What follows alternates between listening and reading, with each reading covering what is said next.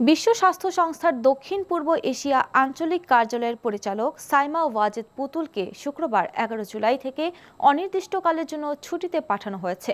জালিয়াতি এবং ক্ষমতার অপব্যবহারের অভিযোগে তার বিরুদ্ধে দুদকের দুটি মামলা দায়েরের 4 মাস পর এই ঘটনা ঘটল। আন্তর্জাতিক স্বাস্থ্য বিষয়ক সংস্থা হেলথ পলিসি ওয়াচের এক প্রতিবেদন থেকে এ তথ্য জানা যায়। বিশ্ব স্বাস্থ্য সংস্থার মহাপরিচালক ডক্টর টেড্রোস আধানম গ্যাব্রিয়াসুস একটি সংক্ষিপ্ত অভ্যন্তরীণ ইমেইলের মাধ্যমে কর্মীদের জানান, সাইমা ওয়াজেদ শুক্রবার থেকে ছুটিতে থাকবেন। বিশ্ব স্বাস্থ্য সংস্থার সহকারী মহাপরিচালক ডক্টর ক্যাথারিনা বোহেম পুতুলের স্থলাভিষিক্ত হবেন। টেড্রোস আরও জানান, বোহেম 15 জুলাই মঙ্গলবার নয়াদিল্লিতে সিআরও অফিসে পৌঁছাবেন।